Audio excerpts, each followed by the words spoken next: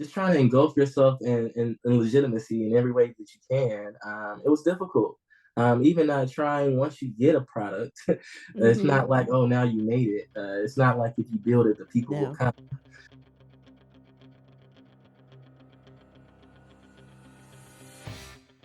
On today's show, we have Devin Emery, the founder of House Sports, the ultimate app for sports fans, and a proud Memphis native. Stay tuned.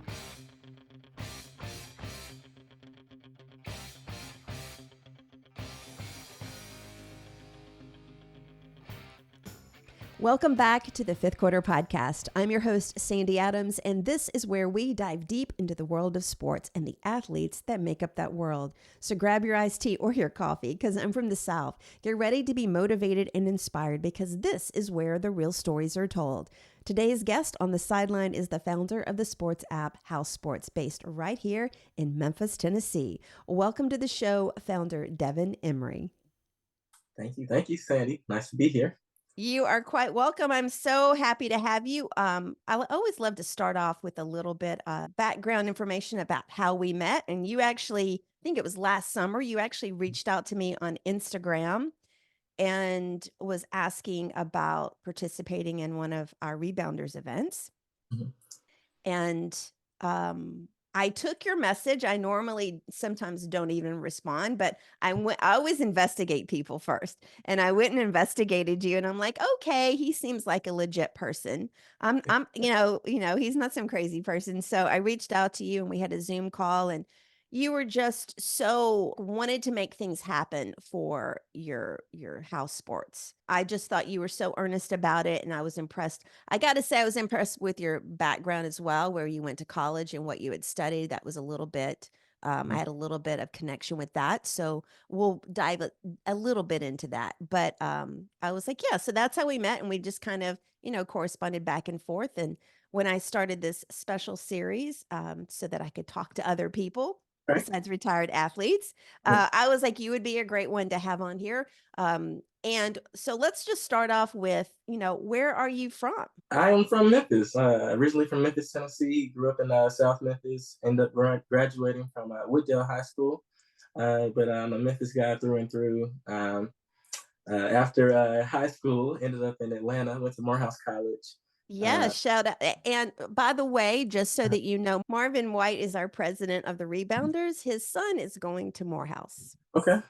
So just a little bit of connection there when you run into him somewhere out in the Memphis area. Y'all, I'm just going to be honest. We are recording this early in the morning. I have not even had my coffee yet. And it's just, it's been storming here. Just a little insight, a little back behind the scenes Okay. as to why I can't talk right this morning. I'm fine. So it's all good. Okay. So why did you pick Morehouse? Why did you go to Atlanta? Growing up, I was huge on Black history as well as Mhm. like sports. Those were my two main affinities. So I played high school football at Wooddale High. I was okay as a safety and a wide receiver out there, I but did not know that. You don't was, put that on anything. nah, I didn't go D1 at all. But I did have some playing days, and I was on the field. And then after high school, I just really had my principal, my senior year of high school, was a Morehouse alum, Eric Chisholm, and Oh, yeah, yeah, yeah.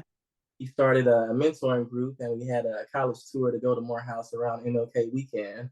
And just growing up, understanding the impact that Dr. King had not only in Exactly. Memphis but on the world, being a Black man, it wasn't too hard for me to see the connection of his alma mater, and he wanted to Right. go the route. Excellent choice. I've actually never been to Atlanta. Really? I've ridden through it. I was asleep. I was not driving, but I've never been to Atlanta. I think I've been to the airport, but that's about it. Okay, so I'm upset. I didn't know you played high school football, Yeah. but that's okay. We have a lot of people that not everybody can make D1, and on the fifth Mhm. quarter, we're not we're not all about D1. Okay. Okay, it's just anybody. So, but you're here for something else. So Okay. so you go to Morehouse, and I'm going to skip over to this about, well, no, I won't. So why did you create? So let's talk about house sports. Mhm. Let's talk about that first, the current thing, and just kind of explain to everybody out there, what is it? What is house sports? House Sports is a sports social media app. It's available at housesports.com and in the App Store. Our mantra is no bandwagoning. So we're defining what it means to be a sports fan through your user experience. And we're just building a home of fanhood. We want people to be able to watch the game wherever you watch it and then react to the game on House Sports. We have a House Sports blog where we tell people about our events. We do activations where we might meet fans at tailgating environments, put up our 10 by 10 tent, and we call it a fan press conference where fans just tell us how they feel before and after the game. But we're running the movement. House Sports is just a home of fanhood, Right. and housesports.com is the place where fans come home. Okay, so let me ask you this: no bandwagoning. What does that mean? Because I know people might have a perception in their mind of what that means, but what does that mean to you and for the company really, For sure. or the brand? No bandwagoning is like the secret sauce for what we are shooting for when we want people to identify with what makes you a real person, a real fan. Right. If you are a fan of the Memphis Grizzlies, you're going to maintain your fanhood and loyalty to the franchise through the ups and the downs, through Jai getting in trouble, now Jai's leading us to the playoffs again. You're never going to leave the franchise. But we've been running House Sports since 2019. That's when we really pushed the app into the App Store and finished our initial customer discovery and put our MVP into the water. But we've seen that only in the NBA is where we get fans that push back on no bandwagoning.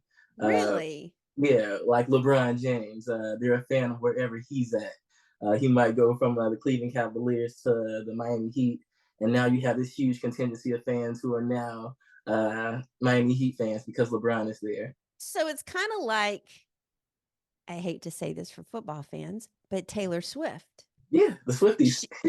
She jumped from country to pop, and everyone, like, they followed her. And I would hope that the Beehive, which is Beyonce's followers, I hope that they do the same. And I'm gonna digress. That I don't want to digress into her new album because I love it.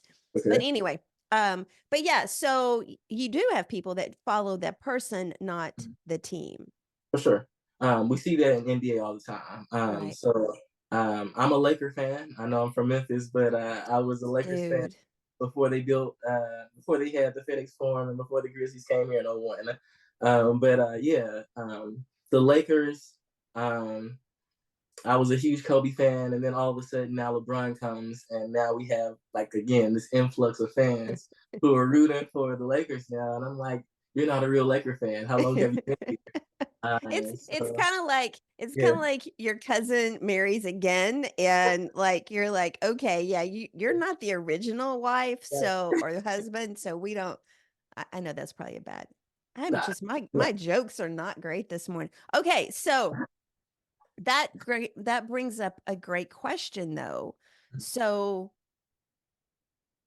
with all of let's go back to 2019. Well, actually, no. I'm sorry for all of you out there. I know I act like I'm all over the place this morning. Okay, but let's go back to the beginning, because when you were in Atlanta, I believe you had an internship at a radio station. I did my research. I believe you had I see. I believe you had an internship at a radio station.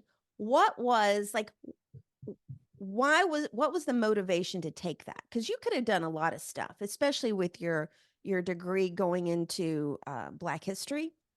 I think that you could have gone a lot of ways with that. But what interested you about doing an internship with radio?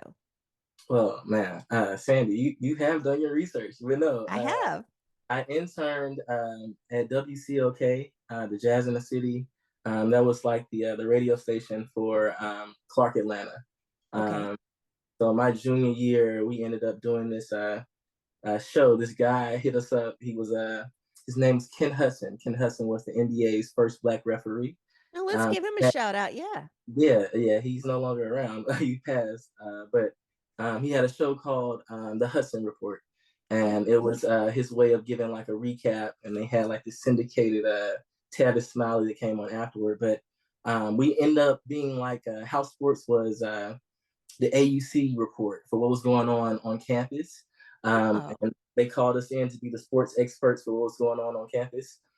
Because House Sports at the time was a student org. I initially charted it as a student org at Morehouse to be like the baby ESPN, like a sports media source.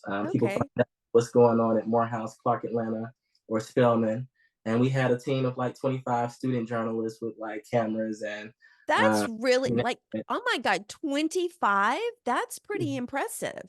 yeah, I was like the editor. All of our content went to housesports.org, which is a WordPress blog.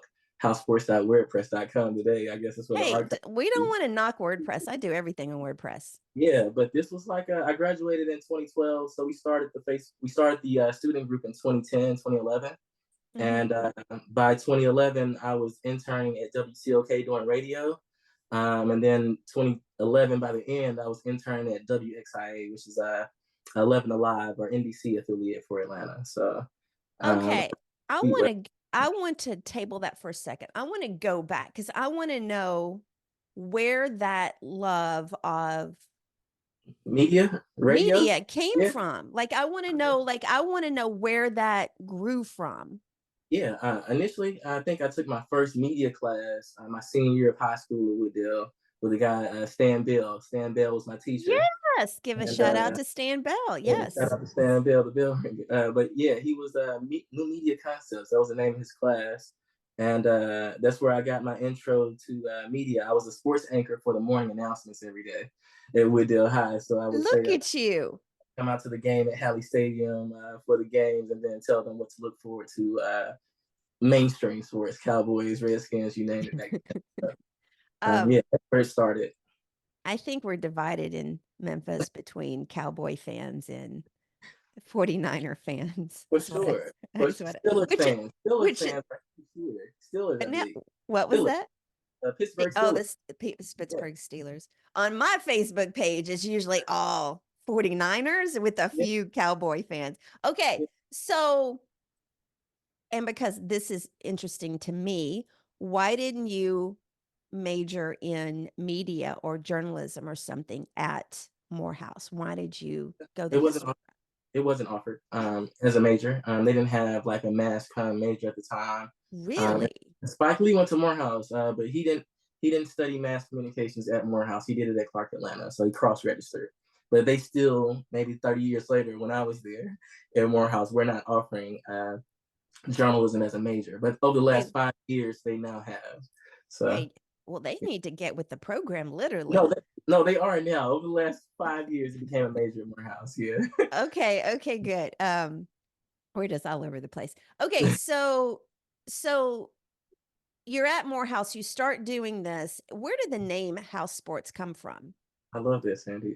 My sophomore year, the name House Sports came to me in a dream.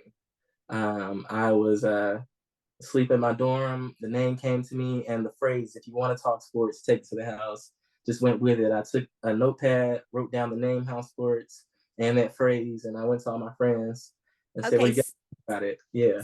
say that phrase one more time. House Sports, if you want to talk sports, take it to the house. That I was love I the love phrase, that. the stream of consciousness that came with it. But yeah. I love that. I So kind of do the same thing when I'm working on something like creative, either writing or photography wise or something. I'll either like start writing stuff. I have notepads on my walls. I'll either start writing something on that, or I'll just let that percolate in my head for a while. And eventually, if you're a creative person, those things will start coming up. yeah, And I call you a creative person because media is creative. it is. Um, okay, so 2019 and 2020 is when COVID hit. You had already started working on Telling the you, app. Andy, I graduated from college back in 2012. We had the House Sports student group, Right. and then that led us to create House Sports, a Facebook group. And it was about 5,000, 6,000 people in it. It still is around today with the same nucleus of people that were there back then. But it was much more of a vibrant space. People posted more Right. back during 2010 to 2014 timeframe.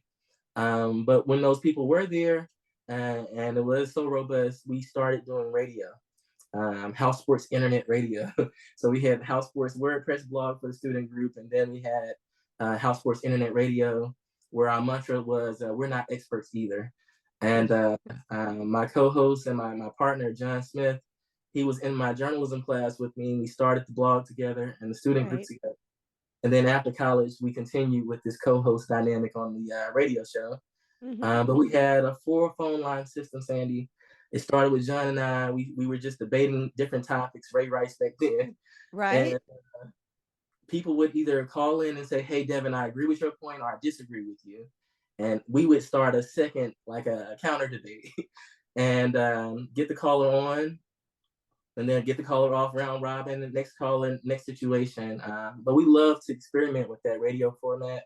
Hmm. We did 150 shows in 2 years, That's a and lot. it That was a is a lot, lot. Sandy. I'm That's a telling you. lot.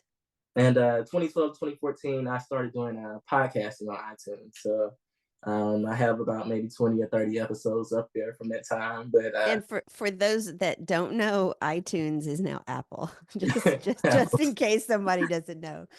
yeah, but yeah, that was back then. But we knew from the Facebook group and from this experience on the radio that, hey, we can have something with the House Sports brand if you want to continue this.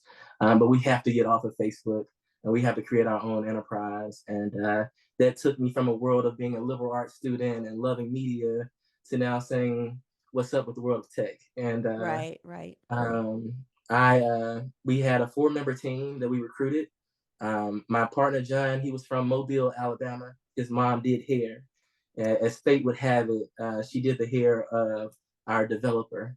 Uh, Okay. Okay. Can I just tell you, I talk about the strangest ways of networking. And is yeah, that just not like, I love how you said she does hair and she just happened to do the hair of this like people, I don't think you guys realize out there, girls too, I just make that everybody. I don't think you realize how interesting networking can be. It's literally any time talking or working on someone, like literally it is. Okay. I love that story. Go ahead. So she so did the John, hair of somebody of yeah. somebody. So John, he had this like a notepad, a notebook, and the book he took different sketches of what the website would look like, a desktop version of housesports.com. And John's sister was a designer, so she Okay. ends up working at Google and Airbnb and Cash App now. But she was a UI UX designer before I could even conceptualize what that was. Yeah, it's above my head, but yeah. So UI UX, they just design the user experience of a website, Right. from the iconography to the layout of the page. And she was skilled with that skill set. Right. And so the app that he was designing in his head, he's talking to his mom every night saying, "Look, mom, I'm in my book. I'm sketching out this website." Right. And she's like, "Well, son, you need to talk to Felicia. I do her hair every day, every week, and she's a developer by trade. She's a back end developer." And it took 1 phone call to those for those to John and Felicia to get on the call together. And Felicia's been around the last 7, 8 years, Bless working with, bless his mother, I tell you. yeah, That as our she main paid developer. attention and listened. Can I just say Paid that? attention, listened, It's and took us serious. Yes, she yeah. did. Yeah. And that's how we ended up going from, I guess, entrepreneurs to actually doing something and building a product. So that was So the beginning of that. looking back now, how hard was it to create that app? Oh, it's difficult. We worked with countless people, people on Wix.com. We didn't Right. know what we were doing, trying to build a platform, people wasting our time, wasting our money. And then, once you have something that's genuine and real, you can feel it, everybody knows it. And from the terminology to me understanding, okay, now you're a product manager, and Right. now you're dealing with iterations and sprints, and, just trying to engulf yourself in legitimacy in every way that you can. It was difficult. Even trying once you get a product, it's Mhm. not like, oh, now you made it. It's not like if you build it, the people will No. come. No, you have to provide the right offering for the people. There has to be a demand for your product, not just some solution that you think people want. Right. And you had to learn those humbling lessons along the journey. But I'm grateful for where we are today and where what opportunities sit before us today. So in the you are based in Memphis, but I know that you travel some with this. Where all have you gone with Oh, this fan experience? the fan experience, well, Mhm. mostly Atlanta, Georgia, and Memphis, Tennessee. Okay. Last year, we started doing our fan activations I was telling you about, where we set up our 10 by 10 house sports tent, put up our podium, our house first podium, and our step and repeat. And we called the press activation a fan press conference. Right. And so the fan presser started on Labor Day. We went to the Tennessee Vols versus Virginia football game in Nashville. Hmm. They played at, Nissan Stadium where the Titans play. We don't like Tennessee. But the Vols, I grew up a Tennessee Vols fan. So, I uh, don't do any bandwagoning either. I still to this day do not like what's his name? He played in Denver. what are you talking about? The Not Will Bryant. quarterback. Oh, what's his name? Was from Mississippi. His dad was coach at Mississippi. Big quarterback for Tennessee. I don't like him. Uh, I can't think of his name. Peyton Manning. Yes, Peyton Manning. Don't like the entire family. You don't like the Mannings? All Mm-mm. right. I will say, okay, I digress again, but I will say now, I do think he's a great business person. Yeah. And I do love the fact that where was he playing? Indiana Colts when they fired him after his neck injury? Yeah. And then he went to Denver. I was like, good for you, and go win a Super Bowl now. I was like, good for you. They screwed you Yeah. over. Yeah. No, Okay. Sorry, I digress. Go no. ahead. I'm telling you, I grew up in Memphis. So I was a huge Black history and sports guy. And being a football fan in the city, Melrose hype was Melrose football was everything, all the hype back in the 90s. Can I tell you the other name for the fifth quarter is the Melrose Alumni Association because like the first 10 people were like all Melrose alumni, which is Yeah, I believe his name, Coach Tim Thompson, and just the program he was running at Melrose was top tier. So they had yeah. a wide receiver, Cedric Wilson. Cedric Wilson ends up starring at the University of Tennessee, and I'm in fourth grade. You got Cedric Wilson, you got Peerless Price, T. Martin at quarterback, and they win the national championship in '99. It was all the Disney lore a kid could ever think of. But And how old were you in 99? I was 19 years old in my mom's house, jumping up and down, excited to be a national champion. So yeah. But yeah, no. Talking about the impact of him and Cedric Wilson, Tennessee fan, it was just to me it was the Memphis story underneath everything. Did you ever get to meet him? No, and I heard he's a big high school football coach now. I've been around different programs. His son is now in the league now, Cedric Wilson. So Where's he coaching at? I'm not sure right now. You People find change. out because I'd love to have him on the show. For sure, he's still around. So we'll work on that. So Okay, you can meet your idol and I can get him as a guest. most definitely, we can make it happen. Okay, so the fan experience. So, I watched some of those videos where the fan press conferences. Have you Mhm. ever like cringed and think, please God, don't say anything like really bad? Like, don't go like too crazy? Right. There has been moments, a lot of moments, Sandy, that it did not make it to YouTube or Yeah. Oh, so Instagram. you are editing those. Yeah, I'm the Okay. editor behind it all. I guess as soon as I edit, I post it, and but yeah, I'm the proprietor of the brand. I try to make sure everything isn't too obtuse, but we want to walk a line of being edgy and free, and Sure. give Sure. people their 15 seconds of fame. That's the whole premise. Edited 15 seconds of fame. Edited 15 seconds, That's censored right. 15. Right? Censored. That's right. That's right. Um, so what has been the struggle? We've talked a couple of times the past few months. What has been the struggle in the Memphis area about, or the struggle overall about getting your app to the people? Well, I told you we made this version of the app in 2019. They Hmm. call it a minimum viable product. But Right. from the lessons I've learned from customer discovery and getting the feedback from the people, I want to create a better home. That's what I'm calling Right. it. Help us build a better home. And it's not the version of a solution that Devin has curated for you. It's what you would want in an experience like this. Right. Um, and so for me, that involves getting a group of people who are excited about what house sports could be in the same room, who have the skill set or the time to give to the movement. So, um, I'm sorry, what would be the skill set? anybody that's a techie, anybody that's a back end engineer, a front end engineer, anybody Okay. who's into marketing, anybody who's into design, the UI UX stuff I was telling you about, anybody who's just work on a product team, but it's also sports minded. and Right. saying, hey, I do this for a living, but I'm also interested in the Olympics or WNBA or Right. NFL or college football. Anybody that's like-minded, I want to get around them, and I want to see if we can create something that everybody's proud of. Okay, that was a great lead in because I didn't ask this at the beginning, but Mhm. is this your full-time job? Yes, it is. It is. So prior to this, I was working in education, and this is the last week of school. But I have been working in education the last decade. Because you were a professor at Morehouse. You came back to Morehouse and were professor. I was. I was. Sandy, I like this research. I was like, that can hurt my resume. But no, this is like amazing. No, I was 10 years after graduating. So I graduated 2012 out of Morehouse. 2022, I was a professor at Morehouse teaching students who were in the liberal arts field more entrepreneurial resources. I tried to equip them with the entrepreneurial tool belt. That was the whole goal or Right. objective of teaching those two courses at Morehouse. So now you're doing this full time, and I Hmm. have a ton of questions that I'll ask off air because Okay. I'm just quizzitive like that. Mhm. So what is your struggle now? You said it was to create something that the fans love. Mhm. And currently, there is an app. I've downloaded it. I have it on my phone. It's very easy to use.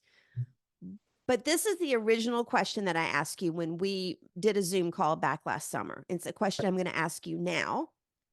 Why should fans use your app? Because, I preface this by saying, one, I've been very vocal about the media in the Memphis area, Mhm. uh, very vocal about the lack of attention on women's sports on a consistent basis. Um, I've also been vocal about the continuous recycling of the same subject matter every single week Mhm. and not looking at other things. But there's Twitter, there's Twitter Spaces, there's, YouTube live shows, all these kind of things. Why should someone download your app and give it attention?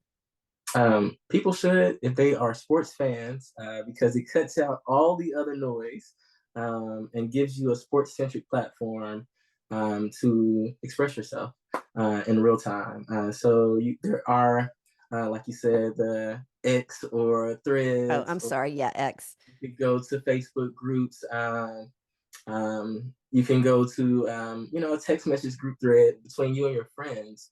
But what you're trying to do, or the difference between those platforms and house sports, is one, you cannot create numerous affinity groups for the same team on house sports. What do I mean by that? You cannot create numerous Memphis Grizzlies groups on house sports. There's only one Memphis Nation. It centralizes things. Right. So everyone that roots for the Grizzlies and has pledged their allegiance to being a fan of that team, they're going to be a part of the same nation or family on house sports, and that's a very unique experience to be a part of the Memphis Grizzly Right. Nation. Because Um, you're right. On Facebook, there's multiple groups for Memphis basketball. There's yeah, groups for Memphis football.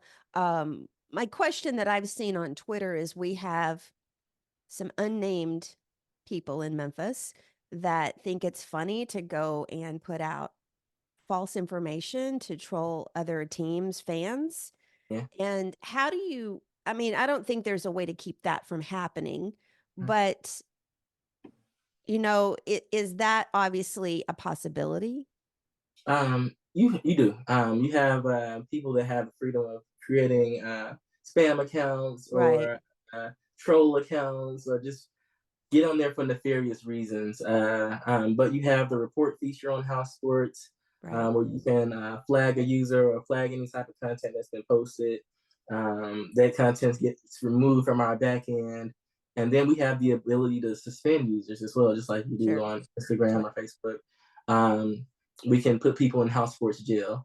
We can even make it to where they have to verify things with us before they can post again. So um, those are some ways we try to cut down on that. But yeah, it happens almost on every platform, Sandy. Well, sure. I mean, and I would think just the quick response and people knowing that you're going to respond. I think the thing with Instagram and Twitter now and Facebook is when, account gets hacked or other things on there, the companies are so incredibly big and they've probably farmed it out to overseas that it doesn't get the attention that it needs on a regular basis.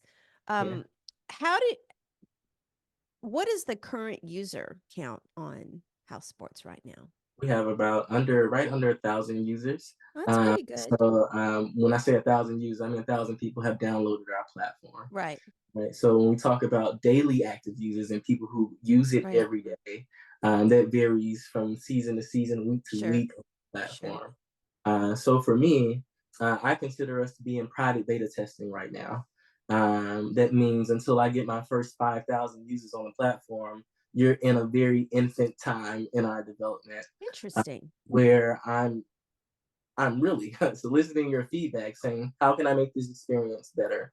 And if you can give me a week of your time and say, hey, I'll give you 2 hours this week, I'll give you another Right, 2 hours next week, where I can pick your brain and say, hey, right, what would enhance you spending more time on here? That's where we are with the product. And understanding that, we're in a place now where I'm trying to uh, just really increase my presence in this ecosystem. So the University of Memphis, I'm saying, hey, we're House Sports. We exist. We want to be involved around any type of like sports things you have. I come from a media background. I can right. provide media access to people. We want to get fan content. Same thing with like working it with different ways with NIL deals for athletes and getting people Mhm. to embrace or endorse the brand, saying, hey, Tiger fans, go to House Sports. And we're building a community of people who care about the team, who care about the players, and have a place to talk about what they're experiencing and how they feel about their team in real time. So I think that's some of the challenge is saying, hey, I'm from Memphis. We have an actual app in the App Store. Like, Right. let's collaborate with different sports bars and grills and breweries in Memphis and get some synergy going and some momentum going and saying, hey, we want to be wherever fans are. If the fans are going to be here for the Right. Tigers, I want to be here for the Tigers. They're going to be here for the Grizzlies. I want to be here for the Grizzlies. And I don't know what cost that would come for us, but we want to give people an outlet to celebrate fanhood in every way. So when we had talked last summer, we were looking at trying to get you to Happy Hour Hoops, which is the Memphis Rebounders Yes. kickoff thing. Unfortunately, we had a recruit in town and it was closed to all media. All right. Unlucky for you and every other media personnel in Memphis. Um, that was kind of a last minute thing that happened. But what has been some of the feedback that you've been surprised at? Um, I'm I'm a Tennessee Vols fan. I've probably gone to like maybe 5 football games in my life at Neyland Stadium in Right. Knoxville, about 5.5 hours from here. We go across the state. So to go to Nashville last year, I know that typically home games, Tennessee fans, I have about 100,000 football fans that sell out the Sure. game. Right. And I'm thinking, okay, this is going to be the sweet spot for the first time we're doing a fan press conference. If I can get the flow of traffic to just see our activation, Right. we win. And fan press conference was intuitive enough to where we didn't have to over explain it. And people said, oh, fan press conference, I'll become a part of that experience. It's pretty But then self-explanatory. Yeah. be like, you can search fan press conference on YouTube and we're the only people that exist. And I'm like, it's 2023, 2024. Like, no one thought about doing this at all before. NCAA, NFL, anybody like, uh, no. So it's like, all right, take some of these disruptive ideas and Yes. try to make something go viral. And that's been the whole premise of the fan presser. But I promise you, as much as I conceptualize and plan this thing out and the trip from Memphis to Nashville, the response and the engagement that we got while we were out there, I wasn't prepared to receive. This looks so nice. Who's behind this? Right. When can you guys come? Are you going to come to Knoxville next week? And it was like, wow, we don't have the capacity to do that. I'm really based in Memphis, and that was a part of the exciting feedback that I got, but it led to a little bit of a frustration at the same time. So That has not been the case in Memphis. Is that correct? No, Memphis has been a little bit more difficult, honestly. Yes. It's been Yes. a tale of two different halves, I guess. But So yeah, The University of Tennessee was positive and welcoming to a Memphis boy, mhm. Yeah, yeah, it seems, yeah, but the yeah. Memphis community has not been welcoming to a Memphis boy. I'm just gonna No, be cutting it, no, right out there, just seriously, putting it point blank out there. yeah. What has been some of the responses? I don't want you to name any names, but what's been some of the responses from people you've reached out to try to get in place Yeah, I mean, the in activation Memphis? we've done so far have been, like I said, tailgates outside Mhm. where we go direct to consumer. So my next logic was to maybe collaborate with different sports bars or breweries Right, here, and I shot proposals out to several of them. But for the most part, no or not right now was the response I got, right. if I got a response at all, Sandy. And then people that I've talked to in the entrepreneurial space who probably want to coach me or consult me or has said, Devin, maybe the Nashville market might be more receptive to what you're trying to do. And I've had a couple of sports bars in Nashville saying, hey, man, we would love for you to do a partnership or So, collaborate. I guess my But question is, I don't understand why Nashville and not why Memphis? I don't know. But I am here, and I promise you, I'm a Tiger basketball fan. I love Penny. I love the Tiger hoops. Every year I go through the ups and downs of the Tiger fans, and I promise you, if there was a central place where Tiger fans congregated to watch the games or to get excited about the season, Because we are some vocal fans. I want to put the podium in front of them. I'll sit up on the sidewalk. I don't care, Sandy, and Right, say, hey, this experience exists for you, and I'm glad you right. guys see this for the first time. But I really thought, hey, let me go directly to these establishments that already have patrons that come through here. They come here for the game, Right. set up the activation for 1 hour, work this out with whatever manager I have to. And if it's a brewery, hey, in the fall, we go to football games every week. Let's get some of the Right. beer at our tent. Let's Right. make this thing work. But yeah, that's what I'm trying to get accomplished, Sandy. That's my objective. Okay, so let me ask you this, a side question. What advice would you give to any young aspiring tech entrepreneurs out there who want to start an app or want to start something like that? What advice would you give them? Like the top three things advice you would give them? Uh, Top three things I would say. Make sure you have a demand for what you're building before you build it. Mm. Make sure there's already people waiting on what you're working on. It might sound redundant or No, crazy, but no, it's not. It's not. make sure that people really are saying, we need this. Right. This is the one thing that would complete us. That was the biggest lesson I could have learned. For Yeah. me, I always had House Sports saying, hey, we're the home of fan reaction.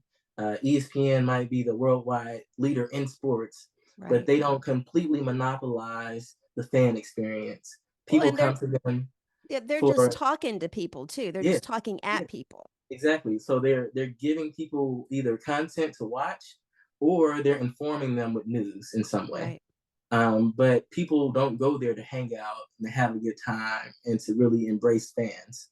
But I wanted that this house sports experience to be probably bought by a Disney that owns ESPN Right. or bought by a Turner, Turner Sports, CBS family, Paramount for those. But I always envisioned saying, hey, if these people had a house sports, the home of fan reaction, Right. then okay, now you can add esports to that. Now you can add fantasy sports to this, and now you got them. With the advances of sports betting, uh, I say, hey, we're small. Right. Yeah, we're minority led. I got a team of 4 people running house sports, myself included. And I'm not saying I'm taking over the world right now, but we have a premise of becoming something that can gain momentum over time. But yeah, sports betting to me is where I think is another natural marriage for sports reaction, sports conversation. Right. So you asked me what differentiates house sports earlier. I told you about how there's only one Memphis Grizzlies nation. Sure. Well, the whole ecosystem is set up to be combative. So on game day, Memphis Grizzlies can be playing the Lakers, and they can say, "Hey, everybody in Lakers we're about to kill you guys tonight, Right. at Crypto.com Arena. And, everyone inside of Grizzlies Nation can see that because they tagged at Memphis Right. Grizzlies. So after people start to feud with rival teams and rival fan bases, next thing is put your money up, put your money where your mouth Right. is. Right. But we're just a reaction platform. We're like Right. Facebook or whatever. But Right. I say, hey, let's add sports betting to House Sports, where people can do a money line bet. And I only want a money line bet on House Sports, where people bet to say who's going to win the game. Right. So we can have discussion threads where people are saying, hey, the Super Bowl is coming on today. Who do you have between, I don't know, the Raiders and the Rams, right? And everyone, despite if you are an NFL fan at all on House Sports, you're just a fan of the Grizzlies, right? Uh, Right. you see the discussion thread for the Super Bowl. And most people, if you're a bettor, you're not. If it's legal in your state, if it's not, most people might have a say on who they think is going to win the Sure. game. Oh, And everybody has a say. Everybody so has a say. if, for me as a sports guy and the guy behind House Sports, I want to just preserve the fan experience. So if you could do a money line bet on the game, I said that's something everybody can do, despite what nation you're a part of. And if you want to do anything beyond that, go to our affiliate Right. partner, whether that's Right. MGM or FanDuel Right. or you name it. But that was a future goal of mine, is to push us to sports Mhm. betting, or push us to acquisition.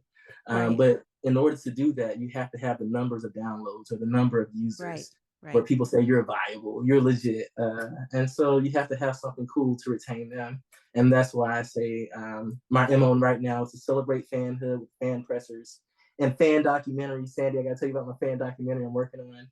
And my latest one, I mean, and building a better home. So the lone place to build a better something. And right now we're celebrating fanhood on House Sports Media. Okay, so let me ask you this. Have you thought about not necessarily going back, but pulling in a live stream on YouTube or something, or even on your app, a live show, some type of premise like that? Have you thought about that? Because, Yeah. you listening to you, I'm going to give a little free coaching advice here or questioning. You talked about how you had so much reactions when you did the live call-in shows. Mhm. And people like to talk. Have you thought about putting some type of live call-in show into the app or even on YouTube or on the website to draw people in and then get them to the app? Uh, I am a big YouTube consumer myself. So Right. uh, I might watch a lot of guys like Josh Pete. He's a big CBS YouTube guy, but he talks Mhm. about SEC football on YouTube. Right. And he was so informative that he solicited people's engagement from the stuff that he was talking about. Right. But it's I've thought about it, Sandy. But to me, I figured it was going to be something that we could add later on, but not Right. initially. And I want to just kind of keep it simple initially. Sure. So on the platform, people can express themselves on the app. I mean, Right. housesports.com app. Right. But currently, we don't have video, so Right. you can do text or a link or whatever. But over the course of this summer, my goal is to open up House Sports. So we have a new design for the app that's coming, and then I'm going to open House Sports, meaning you don't have to go through the sign up flow to see the Right. content of what people are posting on housesports.com. If you Okay. type in housesports.com, you'll just see the big board of what people are actually saying and expressing. Because Um, because right now, like I downloaded the app. It doesn't cost anything to use the app. So for everybody out there, how can they find the app? House Sports, one word, House Sports. It's a red and white color Yes. scheme. The home of fanhood, no bandwagoning. You'll see a three silhouette, Right. I guess, of an iPhone once you see it in the App Store. But housesports.com if you can't find it in the App Store. I'll put Housesports.com. all the Yeah. links into the show notes and in this video. Um, so now we've got that, and that's what you're focused on now. So Mhm. Memphis Memphis fans, I want you to go and download Devin's app, House Sports, and start using it. I've Let's, already signed up for Memphis Tigers, and I also signed up for the Houston Astros. let's do it. Let's do it. Let's do it. Okay. Thank you so much, Devin, for being with me this morning and for all of your insight and just a little behind the scenes of what it takes to take a brand and create an app and try to deliver a product to people and the ups and downs of that. But yeah, Memphis, please go and download the app, House Sports. Devin, thank you so much for being on the show today. Thank you, Sandy. I appreciate it. As we wrap up this episode, thank you all for listening, especially if you've made it all the way to this part of the show. Thank you all for your support. So I figure if you've made it all the way to this part, I could ask a small favor. Please take 60 seconds and give the show a review on Apple. It helps us get found, and I love to read all of the comments. My mantra is like, share, and review. Thank you so much for tuning in to this special series on the sideline here on the Fifth Quarter Podcast. Until next time, remember, change is our ally and it paves the way for greatness. Stay inspired. Have a great rest of the week.